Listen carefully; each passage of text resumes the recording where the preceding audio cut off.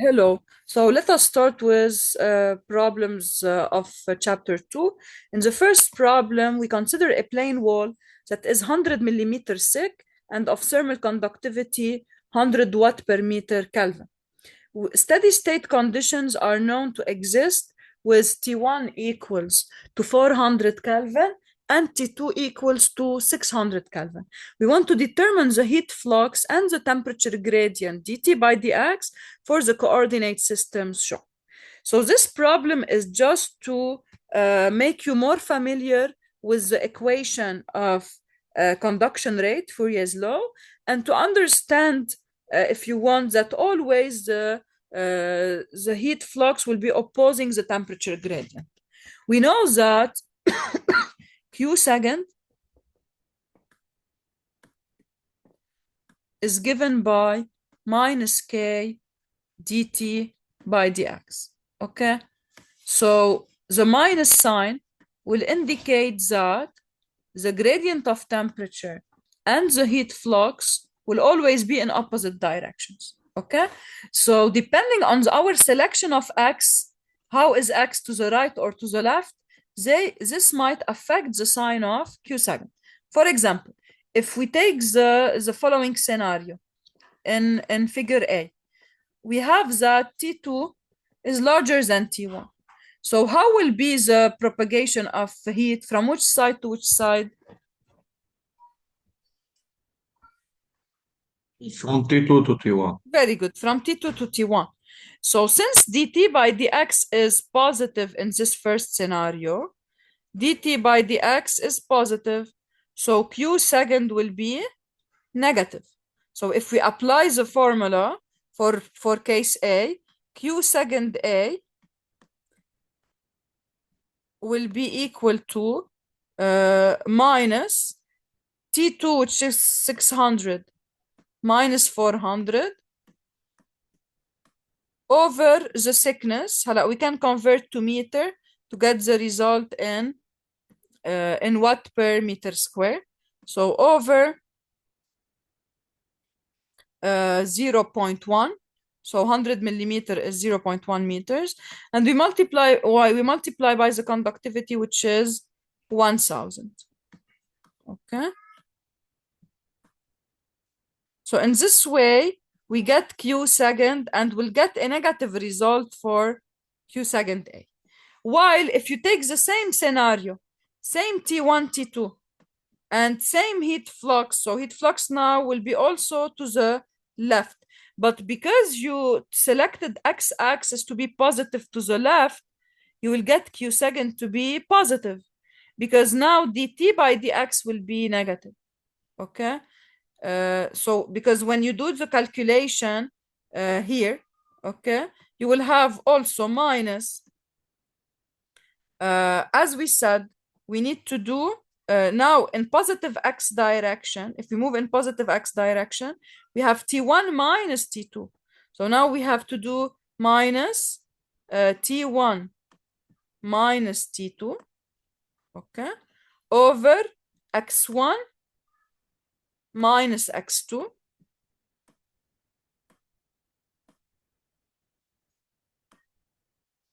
times k. Okay, and here we'll get a positive result because we have that x1 minus x2 is positive, while T1 minus T2 is negative, and we have the minus outside. Minus minus will give me plus. Okay, so we'll get minus T1, which is 400, minus 600 over 0.1. So it's the same expression, but now it's in the opposite sign. Why it's in the opposite sign? Because we changed x direction. Instead of taking x positive to the right, we considered x positive to the left. So that's why in the first case, we'll get Q second A to be negative, because it's flowing in negative x direction. While in case B, Q second will flow in positive direction. Q second will still, flow in negative in this direction. Okay, but since now x is positive to the left, q second will be positive. So I will summarize. When you compare cases A and B, in both cases, q second is to the left, okay? But in figure A, x is positive to the right. That's why when you apply the formula, you will get q second to be negative. While in the second figure, you consider the x positive to the left. So when you apply minus k dt by dx, q second will be positive. So your selection of x-axis will affect the sign of q second. But in all cases, q second and dt by dx are opposite. And if you take figure A, dt by dx will be positive and q second negative. While if you take figure B, you will get q second positive, but dt by dx negative, because now you consider this is x final, this is x initial, okay? So when you do t1 minus t2, you get a negative result over x1 minus x2, which is positive. So dt by dx will be negative since t1 is smaller than t2. So in both cases, you have opposite signs for q second and dt by dx. But here q second is negative, here q second is positive because you changed x direction. Now in the third figure, x is to the left, but now T2 is larger than T1. So heat will flow from higher to lower temperature. So we expect that if we do calculation here, we'll get Q second to be negative because it's opposing the positive direction of X. Yes, Andrew. دكتور دي تي باي دي اكس هي مثل الدلتا تي باي دلتا اكس، يعني نعمل تي 1 ماينس تي 2 على طول. لا، ما بنعمل T1 minus T2 على طول. بنعمل look انت you look at X. Okay, this is X direction. Okay, you do X big X minus small x. So here X2 is larger than X1. Okay, dt by dx is what is بدك for the second point in x direction minus the first point. يعني for the first case dt by dx is t2 minus t1 over x2 minus x1. Okay, while if you take the second figure, this one, مين البوينت اللي جاي after? This is the second point, this is the first point. يعني now your second point is T1. يعني you should do T1 minus T2 over X1 minus X2. Okay? فهون X1 بهيدي الفigure X1 is larger than X2. While in the first figure, لأنه you changed X direction. In this figure, X2 is larger than X1. Okay? Do you see the point? Yani you need to take 2 points. When you define dt by dx, it's coordinate of point 2 minus coordinate of point 1 over point 2 minus x1. In this figure, this is point 1. This is point 2. Because x is positive in this direction. While in this figure, you changed positive x. So this is your second point, 2. And this is your first point, 1. Okay? This is the idea. Other question on this? دكتور بس بتاني صورة كيف بتكون x1 أكبر من x2؟ هي x2 أبعد. اوكي تقول لك كيف. ما انت look at the second figure. انت وين الزيرو؟ مش هون الزيرو؟ let me annotate. بلا هون الزيرو، اوكي يعني هون بتطلع الزيرو. x1 equal هون 0. الزيرو. اوكي هون x equal 0. At this location here, at this مش هون location here. x1. انت كيف البوزيتيف؟ انت كيف اخذ x بوزيتيف؟ انت اخذ x positive to the left. يعني هيدا البوينت عنده positive x او لا؟ What is x of this point? بس هيدا هو x1 أو هونيك x1. positive x. ما انت انت مش 1. مسمى هيدي الفيس 1، انت هالفيس مسميها 1 وهالفيس مسميها 2، صح او لا؟ اوكي، انت هيدا البوينت، يعني انت هيدا البوينت مسميه T1، temperature تبعه هي T1، يعني انا حاعتبر انه هيدا البوينت هو T1 و X1. اوكي، فانت بس تيجي تعمل dt by dx بتاخد البوينت اذا بدك after minus point before. هون البوينت after is 1 والبوينت before is 2. يعني انت بدك تعمل final minus initial، صح او لا؟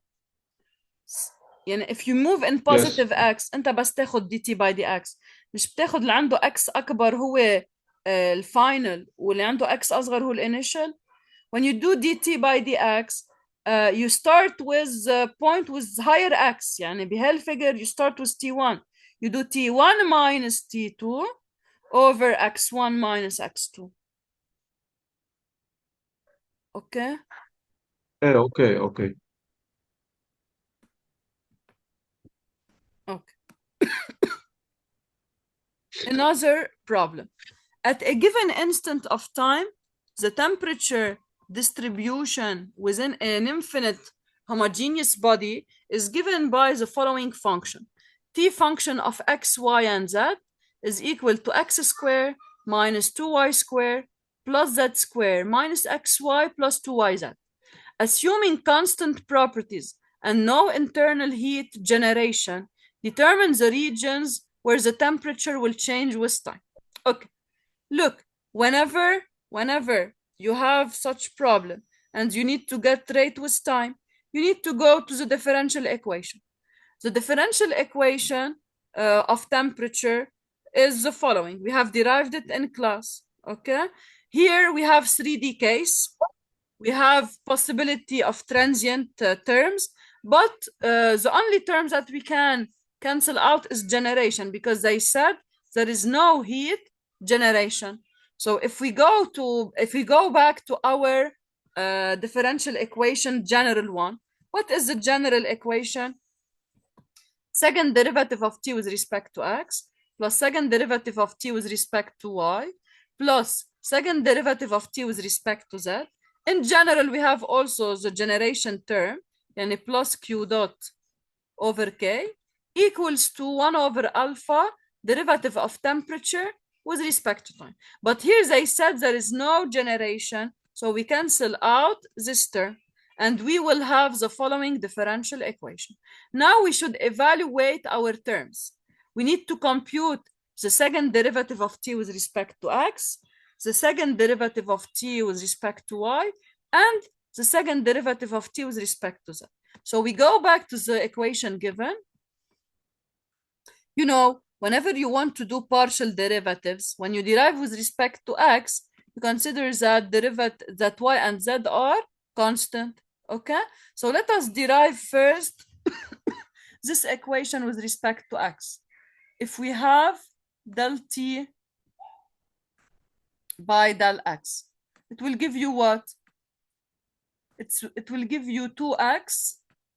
So the derivative of x squared with respect to x is 2x. For y is considered to be constant, so the derivative of 2y squared is 0, also for z squared. Now, when you derive minus xy, y is constant, so the derivative is minus y with respect to x. So minus y. And because this is not including x, only y and z, this is considered to be constant. So when I derive it with respect to x, it's 0. So the first derivative of t with respect to x is 2x minus y. Now, if I do the second derivative of t with respect to x, I will get plus 2 because y is constant when I derive with respect to x. So first, my first term, second derivative of t with respect to x is 2. Let me check your questions. Okay, fine. Now, to evaluate, let us evaluate the second derivative of t with respect to y. Okay. So first, I had a connection issue. Hear me again.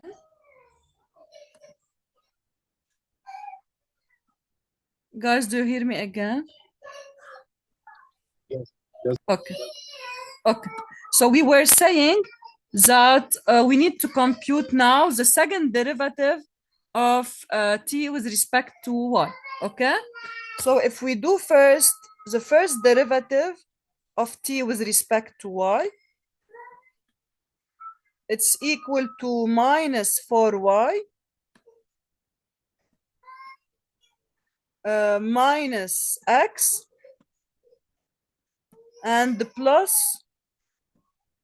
2z. Okay. So when we derive now a second time with respect to y, we have minus 4. We have just minus 4 because x and z are constant. Okay. And finally, we need to get the second derivative with respect to z. So we have the first derivative with respect to z is equal to 2z plus 2y. And now if we derive again with respect to z, the second derivative of t with respect to z is minus 2. Okay, is equal to minus 2. So now all we have to do is to replace our results.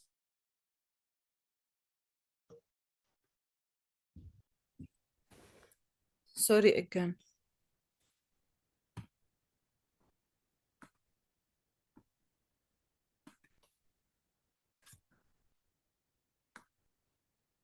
Okay, so we were discussing the derivative, sorry, it's plus 2. When we derive with respect to z, the second derivative will be plus 2.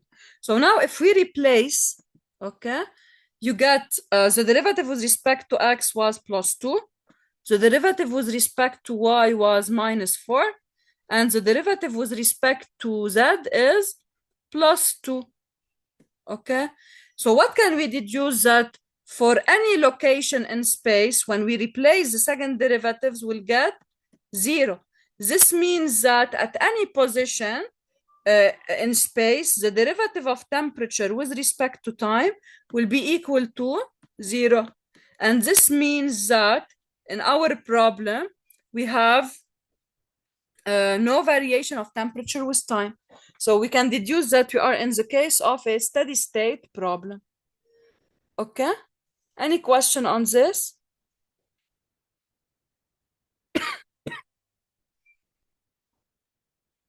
دكتور بس كيف عرفنا انه steady state؟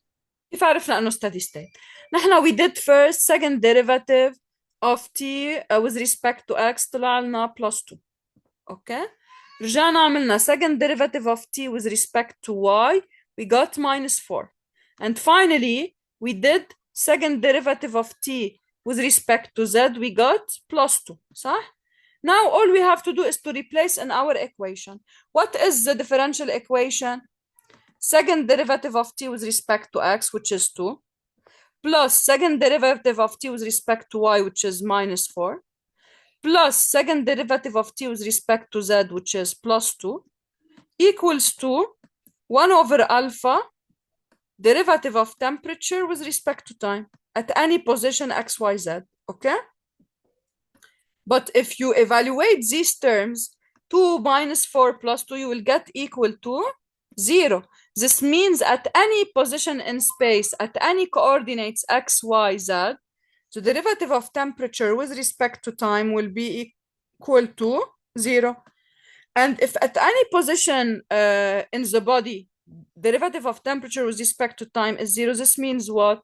This means that it's a steady state application. No variation of temperature with time at any point of the rigid body. Okay?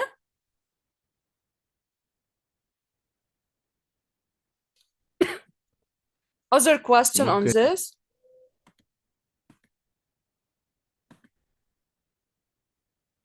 Okay, let us do another problem. The steady state temperature distribution in a one-dimensional wall of thermal conductivity K and thickness L has the following form. T equals AX cubed plus BX squared plus CX plus D. Derive expressions for heat generation rate per unit volume in the wall and the heat flux at the two wall faces at X equals 0 and at X equal L. Again, okay, always whenever we have such problems, we start with the general differential equation.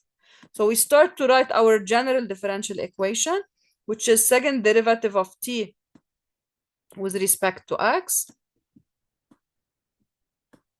Since we deal with plane wall and we consider Cartesian coordinates, plus second derivative of t with respect to y,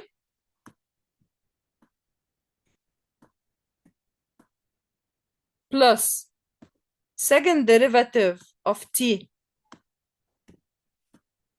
with respect to z,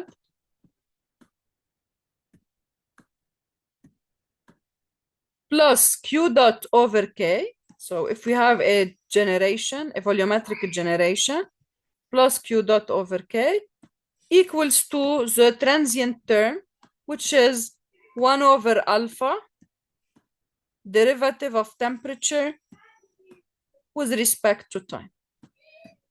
Okay? Now, first, they said we have one-dimensional wall. Okay? And the variation is only with thickness and the direction is x. So we can cancel out derivative with respect to y and derivative with respect to z. Okay? Now, we have, they said also steady state distribution. So because of steady state, no variation of temperature with time. So we end up with the following equation. Second derivative of t with respect to x plus q dot over k equals to 0. Okay? Now, what they want us to find is to derive an expression for q dot, which is the heat generation per unit volume. So then, and all we have to do is to take this term to the other side. So from this equation, we can deduce that q dot is minus k times the second derivative of t with respect to x. And since in this problem, they gave us t as a function of x, we can calculate the expression of the second derivative. So this is my tx, okay? I derive the first time, I get dt by dx equals to, so the first derivative will give me 3a x squared plus 2bx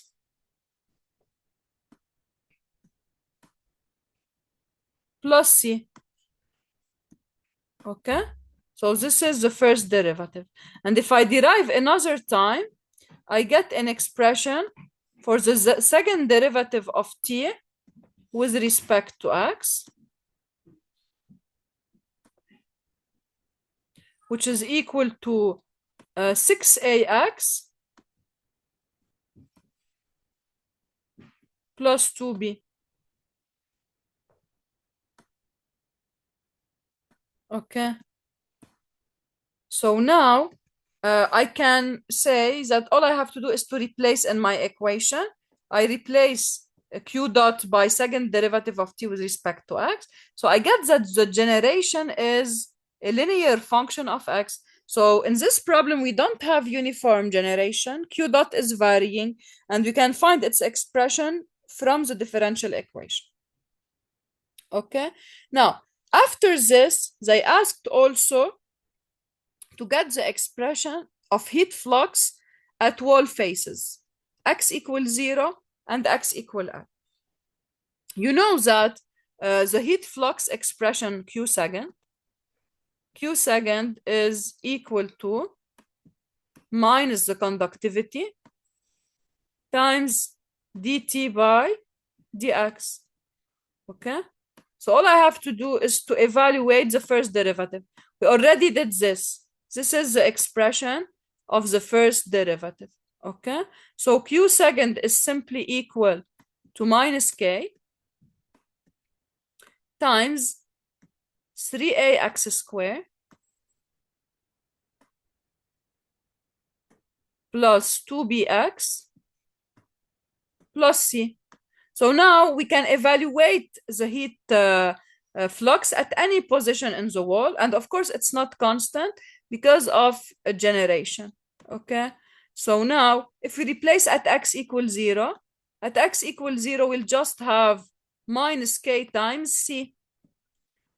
This will be the heat flux at 0. At L, it will be minus k times 3al squared plus 2bl plus c. Okay? Any question on this problem?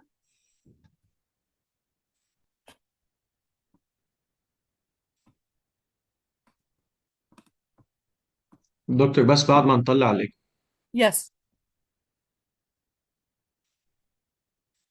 الايكويشنز yes, نبدل الاكس بزيرو اول مره والاكس بال تاني مره. exactly. Yes. Okay.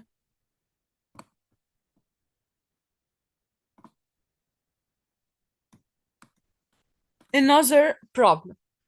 The passage of an electrical current through a long conducting rod of radius R1 and thermal conductivity Kr results in uniform volumetric heating at a rate of Q.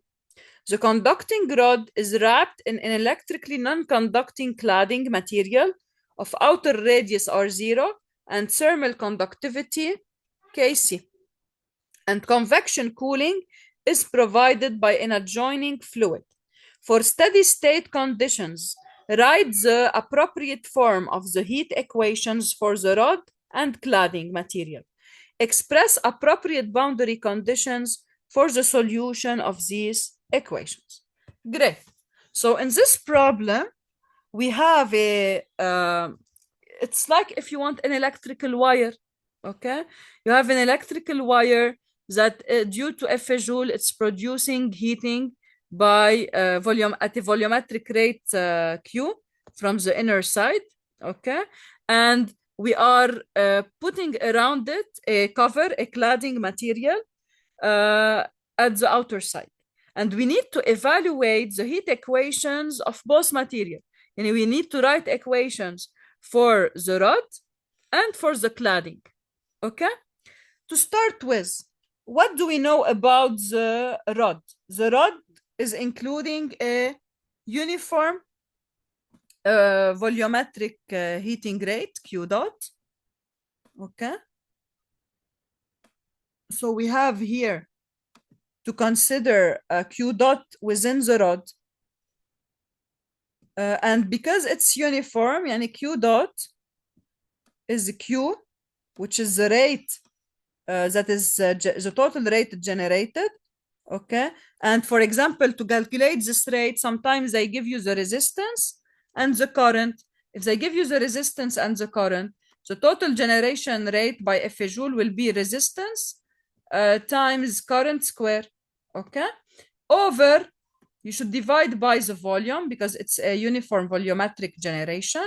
So in case you have the resistance and the current, you can say that Q dot in this case is equal to the resistance times the current square over the volume of the cylinder, which is pi times R inner square times the length. So this is the expression of the uniform generation volumetric rate in the rod, okay? Now, we have, in this case, they talked about steady state conditions. So no variation with time. Plus, okay, you have symmetry. You have symmetry of your problem. So no variation with angle theta and no variation with length L, okay? So with the coordinate Z. So the only variable for which temperature will vary with is R. So you are in the case of 1D problem, okay, one dimensional, only variable affecting the temperature is R, the radial direction. You have steady state, so you don't include the storage term, which include derivative of temperature with respect to time. Okay, so as usual, you go first to the general equation in the course material. But now, because you have cylindrical coordinates, you go to cylindrical coordinate equation.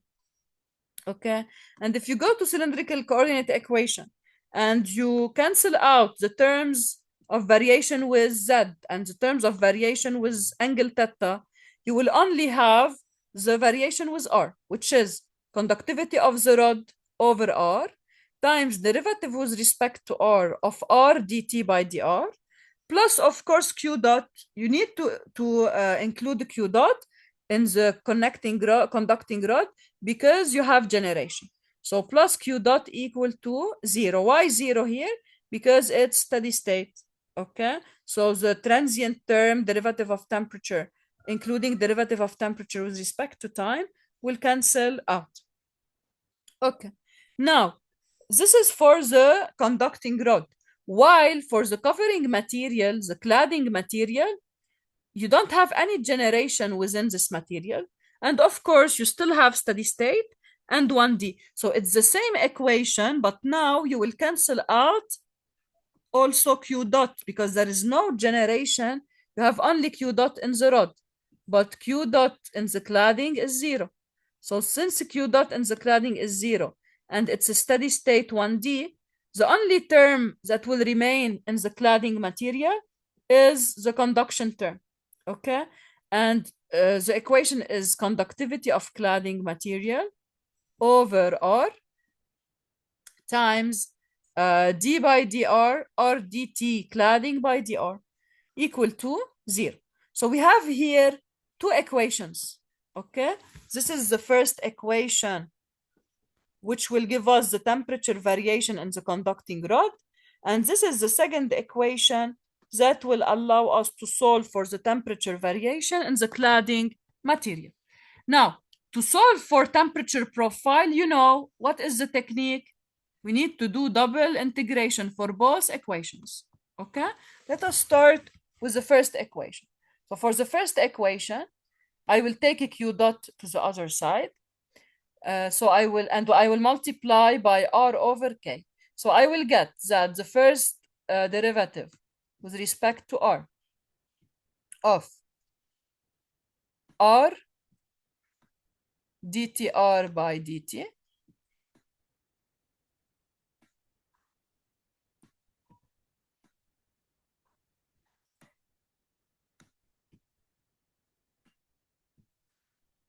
equals to minus q dot times r over q dot, of course, in the rod, which we evaluated together, which is r resistance times I square over pi r inner.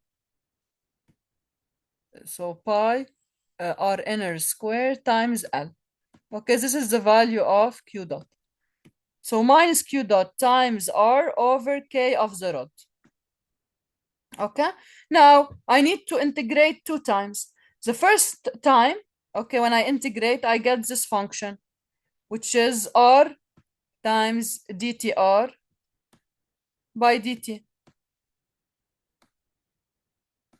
And when I integrate this term, I have minus q dot r square over 2 kr. And don't forget, so r here is a subscript, is the conductivity of the rod, okay? Don't forget to add a constant plus C1. Now, next step is to integrate again. So to integrate again, I should take r, this r to the other side. So I remove it, I divide by r here and here. So here, instead of r square, I get r. And here I get C1 over r. So when I integrate again, I get the expression that t function of r is equal to minus q dot R square over 4 times conductivity of the rod plus the integral of 1 over R is ln R. So plus C1 ln R plus C2. Okay? So this will give me the general equation of profile of temperature with R for the rod. So T rod, function of R. Okay? Now, if I move for the temperature profile in the cladding, it's exactly the same procedure, but easier. And instead, because no generation, so the term here is already 0. Okay? So if this is 0, then when I do the first integration, okay, I will get, instead of C1, I will have another constant. Let us call it C3. So I will have first derivative of temperature in the cladding. I just change the subscript. dTc by dt is equal to C3 over R. And now if I integrate again, I have T cladding with respect to R is equal, no generation, so this term will cancel out. Instead of C1, we said we'll call it C3. And instead of C2, we'll call it C4. Okay, so in total, I have 4 unknowns, C1, C2, C3, C4. To solve for these 4 unknowns, I need to write 4 equations. So to completely determine temperature profiles in the conducting rod and in the cladding, I need 4 equations to solve for my 4 unknowns, C1, C2, C3, and C4. So now we will think together